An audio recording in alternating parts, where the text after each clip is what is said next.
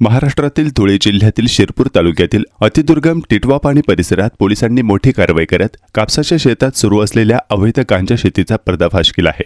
धुळेचे police अधीक्षक विशाल आनंद यांच्या मार्गदर्शनाखाली आणि पोलीस निरीक्षक जयपाल हिरे यांच्या नेतृत्वाखाली वन विभागाच्या जमिनीवर ही छापेमारी करण्यात आली।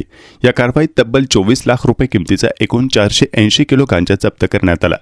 पोलिसांच्या माहितीनुसार संशयित आरोपींनी कापसाच्या पिकाच्या आड गांजाची अवैध लागवड केली होती। मात्र पोलिसांना याची माहिती मिळताच कारवाई करण्यात आली। पोलिसांची चाहूल लागताच दोन्ही संशयित आरोपी घटनास्थळावरून फरार झाले। या प्रकरणी शिरपूर तालुका पोलीस ठाण्यात NDPS कायद्यानुसार गुन्हा दाखल करण्यात आला असून फरार आरोपींचा पोलीस कसून शोध घेत आहेत।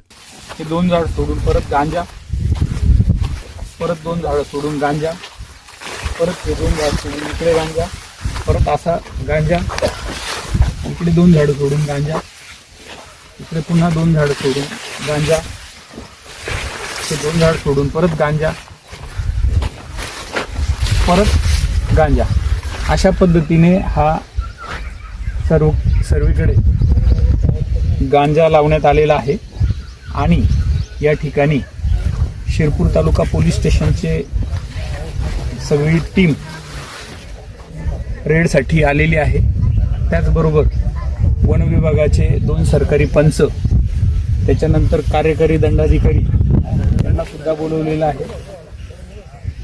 ते आरोपीचं घर आहे, वरती आपण बघू शकतो, आणि त्या आरोपीच्या घरातील त्या महिला या सुद्धा या ठिकाणी उभ्या आहेत।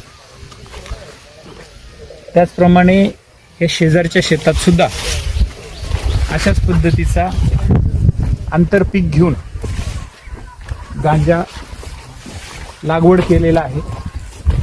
आणि त्या ठिकाणी सुद्धा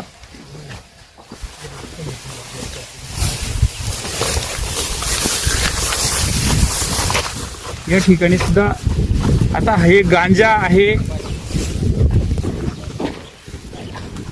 इकडे एक वेगळ्या प्रकार